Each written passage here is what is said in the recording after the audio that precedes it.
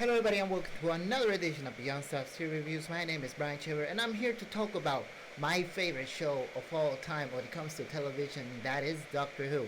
Now, this is the revived show and this is Series 12, featuring Jodie Whittaker as the Doctor, the first female to play the Doctor. Bradley Walsh playing Graham, Tosin Cole playing Ryan, and Mandy Gill playing Jazz. Uh, there is fair criticism towards Series 11 not being the strongest of the Doctor Who revived series. And certainly, number one, we have a new showrunner, Chris Chibnall. There's a new look on the show, new score, and everything. I think Series 11 was more about setting up this new era in the Doctor Who series, a fresh new look, which is what I like. Uh, but certainly there is a debate to see how is Jodie Whittaker doing well or not. I think she was doing great. She just didn't have a defining performance in Series 11.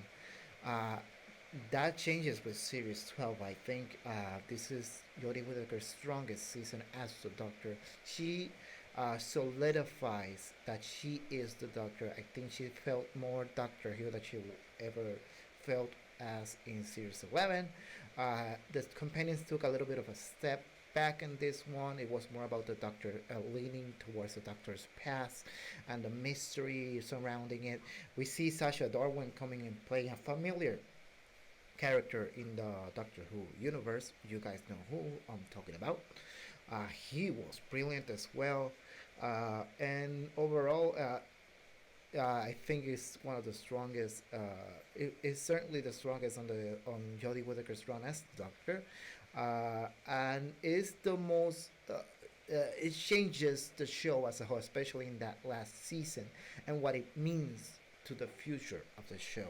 Uh, of course, we have 10 episodes again, Spyfalls Part 1 and 2, Orphan 55, Nikola Tesla's Night of Horrors, Fugitive of the Udun, Praxis, Can You Hear Me, The Haunting of Villa Diodati, Ascension of the Cybermen, and The Timeless Children.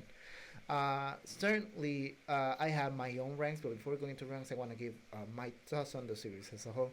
Of course, I said strongest of Jodie Whittaker's run.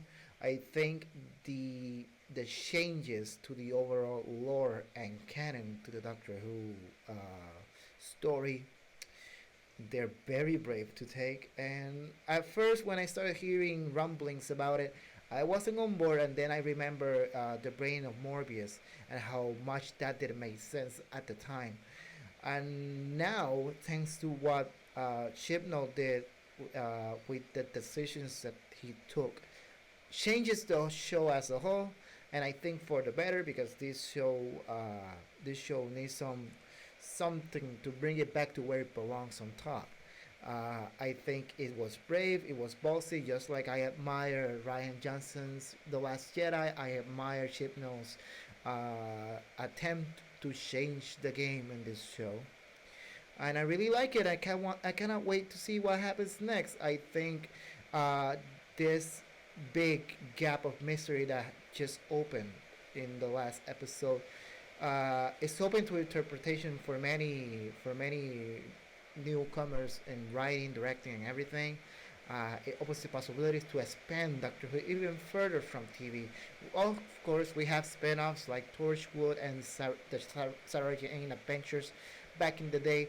I think the the the the change that this brings, we can expand Doctor Who even further. Games, movies, and I cannot wait to see what they can do with this brand new change to the show. Of course, I rank the episodes from best to worst, as you can see on screen, and as you can hear me. Fugitive of the Yuuzhan for me, the best of the season so far. 5 out of 5. The Timeless Children, 5 out of 5. Spyfall Part 1, 4 out of 5. Ascension of the Cybermen, 4 out of 5. Nikola Tesla's Night of Terrors, 3 out of 5.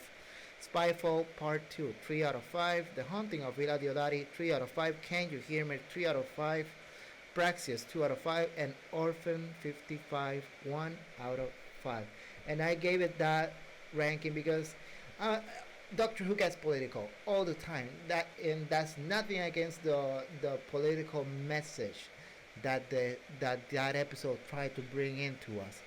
And I'm my one of my favorite episode of on the Peter Capaldi run, which is my favorite Doctor, by the way, is the Saigon inversion and the and the whole Saigon storyline, and that anti-war speech made by Peter Capaldi brilliantly. I just thought Orphan 55 was pretty boring. I fell asleep through it, and that never happens with Doctor Who. But overall, this is the strongest of Jodie Whittaker's run. I cannot wait to see what happens. We just got announced that we're gonna have a holiday special, bringing back the Daleks in Revolution of the Daleks. So I cannot wait to see that. I love a good face-off between the Doctor and one of his own enemies.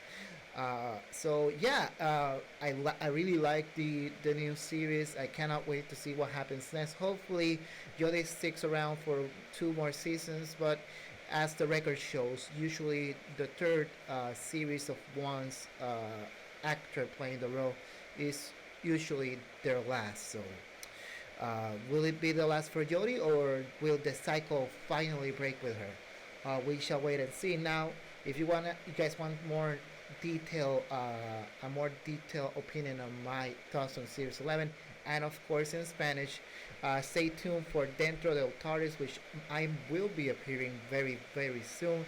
Shout out to the guys over there. And to those worry because I just put the weekly wrap with Luis Vasquez on hiatus, don't worry. New episodes of the Nonsense and Stuff show and the introduction of El Chevere show, my first Spanish show on the channel, are coming in this month. That is still scheduled. And well, this is it for me. Did you like the new season of Doctor Who? What did you not like of the new season? Let me know in the comment sections down below, and I will see you guys next time here on the Beyond Stuff channel. Subscribe, and see you guys next time.